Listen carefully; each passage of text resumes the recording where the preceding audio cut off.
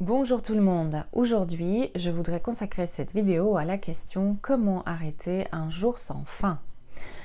Tu te réveilles, c'est la même journée. Tu te réveilles, c'est la même journée.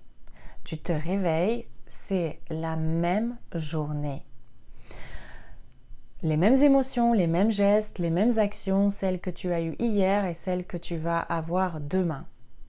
Connaissez-vous ce film Un jour sans fin ou de son autre nom, Le jour de la marmotte? Si vous ne l'avez pas encore vu, je vous invite à revoir ce chef-d'œuvre avec 3 décennies de retard. Et aujourd'hui, je vais vous faire une brève analyse revue au goût du jour en 2021 avec quelques idées de comment sortir de ce présent perpétuel. C'est parti! La première fois qu'on voit le personnage principal sur l'écran, il s'appelle Phil Connors, il est présentateur météo et on le voit devant un écran bleu. Cet écran bleu fait allusion au fait que sa vie est artificielle. Et le personnage de Phil est assez ambivalent parce qu'on peut autant s'identifier à lui et l'apprécier, tout comme on peut le détester parce que c'est quand même un personnage qui se croit supérieur aux autres. Il est assez cynique, il est méprisant, il est dans le jugement de ses collègues. Et puis sa direction va très rapidement l'envoyer faire un reportage dans une ville de Pennsylvanie, un reportage sur la fête de la marmotte, qui, selon la légende, si elle voit son ombre au réveil, c'est que tout le monde repart pour 6 semaines d'hiver. Si la marmotte ne voit pas son ombre, c'est le printemps qui arrive. Et donc, cette ville de Pennsylvanie et le fait d'interviewer la marmotte est une humiliation suprême pour Phil. Il va bâcler son reportage et il n'a qu'une envie, c'est celle de repartir chez lui rapidement, rentrer chez lui. Sauf que ça ne va pas se passer comme il veut parce qu'il y a une énorme tempête de neige qui arrive et qui va le bloquer dans la ville. Il y a même des passages assez anecdotiques sur le fait qu'il raconte au bonhomme sur l'autoroute qui lui dit rentrez, reculez, partez vers la ville d'où vous venez, parce que vous ne pouvez pas avancer, parce qu'il y a une tempête de neige et Phil lui répond mais c'est moi qui fais la météo. Et il refuse de voir cette sagesse de l'univers, cette bénédiction de l'univers qui met tout le monde à l'arrêt. C'est comme si l'extérieur disait ça suffit maintenant, tu ne peux plus soumettre ce monde à tes envies, à tes désirs intérieurs. Mais Phil, il ne va pas entendre ce message. Non seulement il ne l'entend pas, il va continuer à chercher une solution malgré la tempête. Il va passer un appel à une personne pour qu'elle lui trouve un avion, pour qu'elle trouve comment le sortir de là. Et dans cette conversation, il va prononcer la phrase « Je suis une vedette qui est dans une situation d'urgence ». À la fin, il dit « Vous devez prendre l'appel » et l'anecdote, c'est que juste derrière, il va se recevoir un coup de pelle à neige sur la tête. Et c'est là que le film démarre véritablement parce que c'est le premier appel de son ego qui lui dit l'extérieur t'arrête, tu veux pas, bah tu vas voir ce qui va se passer.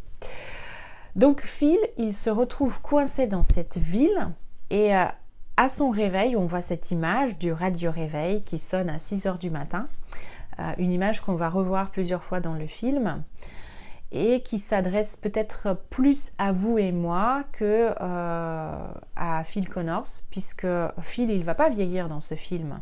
Mais vous et moi, on n'a pas des décennies pour procéder au changement intérieur. Donc il y a cette boucle temporelle qui se met en route. On peut la voir comme une malédiction, tout comme on peut la voir comme un reflet de nos vies. Et Phil, il va nous démontrer toutes les étapes du sortie de la routine du présent cynique, triste, perpétuel, parce que Phil, c'est le miroir de nous tous. C'est le miroir de nos parts d'ombre, c'est le miroir de notre refus de changer quoi que ce soit à l'intérieur. Et Pourquoi il se retrouve dans cette ville? Pourquoi il se retrouve coincé dans ce présent? Parce que les règles qui fonctionnent pour la marmotte fonctionnent aussi pour Phil. Autrement dit, tant qu'il n'a pas dépassé son ego, tant qu'il n'a pas dépassé son ombre, l'hiver va continuer pour lui. Je vous propose de voir les étapes de sa transformation. La première étape par laquelle Phil va passer, c'est celle de se dire « stop ». Il y a un truc qui ne va pas. À quel moment j'ai fait fausse route? À quel moment ça a vrillé? Puisqu'il comprend que ça recommence, ça recommence, ça recommence. Donc la première étape, c'est celle d'aller chercher qu'est-ce qui ne va pas avec moi sur le plan neurologique et psychiatrique. Donc il va se retrouver dans un cabinet d'un médecin qui lui dit que tout va bien avec sa tête et qui l'envoie chez le psy. Ça, c'est la toute première étape de sa transformation qui va très très vite déboucher sur la deuxième étape, celle où Phil cherche à combattre cette routine jusqu'à mettre la vie des autres en danger, jusqu'à faire ce qu'il a envie parce que il y a de l'adrénaline là-dedans. Il y a cette idée de vouloir soumettre l'extérieur à ses envies et de dicter sa propre loi. Mais très rapidement, il va s'apercevoir que cette stratégie ne fonctionne pas et il va basculer sur la troisième étape de sa transformation, celle de se dire je vis comme si demain n'existait pas, comme si c'était mon dernier jour, mais dans le sens négatif, je profite au maximum de ce que la vie m'offre. Il s'aperçoit à ce moment-là qu'il a les acquis d'hier qui restent toujours valables dans la journée actuelle. Et il va commencer à fumer, boire, manger des trucs qu'il s'interdisait de manger jusque-là. Il va aller manipuler les autres jusqu'à séduire une femme en allant sur plusieurs journées à recueillir des informations sur elle et puis la manipuler et la séduire parce qu'il n'a qu'une envie, c'est de recevoir des autres de par son égoïsme qui est toujours là. Et donc il profite de tous ces plaisirs jusqu'à s'apercevoir que même le divertissement, ça ne marche pas. C'est là que je vais rebondir sur sa relation avec Rita, qui l'accompagne dans cette ville et qui est jouée par Andie MacDowell. Il est amoureux de Rita, mais dans un premier temps, il ne va pas lui avouer ses sentiments, en tout cas pas ses sentiments sincères. Et il va continuer le même jeu, il va chercher à la manipuler. Sauf qu'à chaque tentative de manipulation, ça ne prend pas avec elle. Chaque hameçon qu'il va lui lancer, elle prend pas. Rita est à la recherche d'un amour véritable, de la sincérité, alors que Phil, à ce moment-là du film, il n'aime que lui. Il cherche uniquement à recevoir. Donc il va aller la manipuler en allant chercher qu'est-ce qu'elle aime, quelles sont ses valeurs, quels sont ses points faibles. Et à chaque fois, ces stratégies ne fonctionneront pas parce que c'est juste une évidence. Arrêtez de manipuler les autres. Votre inconscient va envoyer avec les ondes Wi-Fi que les autres captent, mais pas de manière consciente.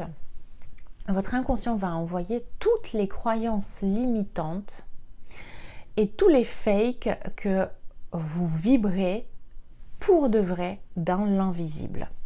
Donc, tout ce qu'il fait ne lui rapporte rien à ce moment-là du film, et même s'il connaît toutes ses envies, ça ne marche pas avec elle. Et suite à ces tentatives de séduction qui ne fonctionnent pas, il va rentrer dans l'étape de sa transformation que j'appelle la dépression. Là, il est à bout, il a essayé toutes les stratégies, il a vu leurs limites, ça ne le remplit toujours pas. Et c'est là qu'il va chercher à se suicider. Il y a plusieurs tentatives de suicide dans ce film, les unes plus insensées que les autres. Un coup, il va essayer de se suicider avec un grille-pain dans la baignoire. Un coup, il kidnappe la marmotte et il saute d'une falaise en voiture avec la marmotte. C'est des scènes qui se succèdent assez vite et qui nous donnent l'information capitale sur le fait qu'il a un nombre de vies illimité. Donc la solution de se suicider ne fonctionne pas.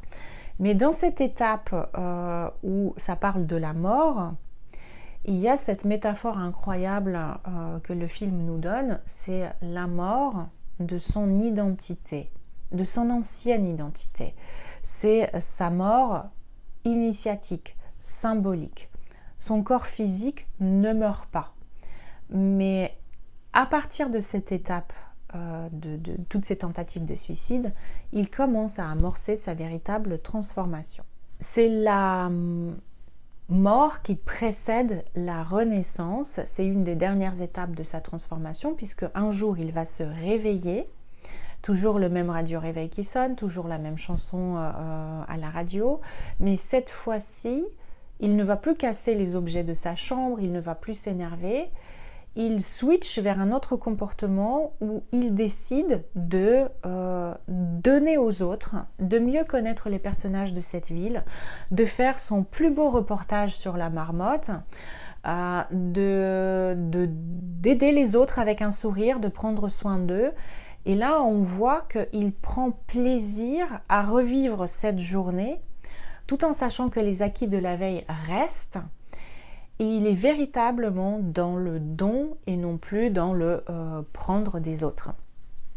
Il va aider les sans-abri, il va prendre soin de son caméraman, il va décider tout à coup qu'il a envie de maîtriser les techniques et il va aller jouer au piano, il va lire des livres, il va faire de la sculpture sur glace, et il va recommencer. D'ailleurs, on ne sait pas combien de journées se sont passées dans le film, mais il va recommencer jusqu'à maîtriser le piano, et un soir, il va jouer du piano dans une sorte de soirée de cette ville. Et tous les personnages commencent à lui renvoyer de la gratitude, un autre regard sur lui, puisqu'ils lui disent merci. Il le voit d'un autre œil, et notamment Rita qui pose un regard différent sur lui. Et on arrive au bouquet final, dans une scène où il passe une journée idéale avec Rita, et il lui dit « Quoi qu'il puisse m'arriver demain et tout le reste de ma vie, j'ai trouvé le bonheur parce que je t'aime. » Et il est devenu heureux parce qu'il est allé chercher le bonheur en lui. Il n'a plus cherché à aller le retirer des autres. Il a été dans une telle sincérité que, évidemment, Rita tombe amoureuse de lui parce qu'il arrête d'être dans le faire et il commence à être qui il est et à comprendre véritablement quels sont ses besoins. Son évolution véritable démarre. Et puis à la fin du film, on voit l'image où à nouveau le radio-réveil sonne, il ouvre les yeux et cette fois-ci, c'est la main de Rita qui éteint le radio-réveil. Il vérifie, il ne comprend pas encore est-ce que c'est réel, est-ce vrai, jusqu'à se rendre compte que ça y est, la boucle temporelle est rompue, il a brisé la boucle, il a arrêté de voir son ombre. Et donc c'est la fin du film où j'aimerais rebondir sur l'année 2020 où des millions de personnes se sont retrouvées enfermées chez elles. Et le film Un jour sans fin a pris des airs de prophétie qui se réalisent. Le temps s'est arrêté et l'extérieur nous a obligés à regarder la seule voie possible de transformation, notre intérieur. Grâce à ce film, on sait que pour éviter la folie de l'éternel recommencement, on a à apprendre à travailler sur soi, à donner aux autres, être dans l'amour et le soutien de nos proches. Le seul blocage qui ne permettait pas à Phil de sortir de cette boucle perpétuelle se trouvait dans sa tête. La routine a existé avant hier, elle existait dans cette journée et elle existerait demain et après-demain. Et elle existera pour nous tous à partir du moment où on cherche toujours à nous remplir depuis l'extérieur. Nous allons revivre la même chose tant que nous ferons la même chose, sous des formats différents, que ça soit profiter de la vie, que ça soit de dicter nos règles. Rien ne changera. Aujourd'hui, l'extérieur nous dit il n'y a plus de changement. C'est fini le changement. C'est fini de presser ce monde comme un citron pour avoir toujours quelque chose à soi.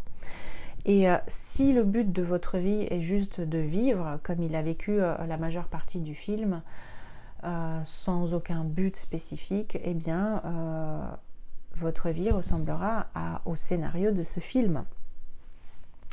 Et ce serait tellement génial de se réveiller 6 mois plus tard après avoir pris une pilule magique et de se dire c'est bon, je me réveille, c'est terminé. Mais ça ne se passera pas. Il n'y a plus de sauveur à l'extérieur et tant que nous ne corrigeons pas à l'intérieur, l'extérieur ne se corrigera pas. Sur cette note, je vous propose de clôturer cette vidéo. Si vous avez trouvé ces informations utiles, si vous avez eu des nouvelles prises de conscience, je serais ravie d'avoir vos partages, vos commentaires ou vos likes sous cette vidéo. Je vous invite à revoir ce film. Il date de 1993. Poser un regard différent sur ce film par rapport aux événements que nous sommes en train de vivre aujourd'hui. À très bientôt pour des nouvelles vidéos.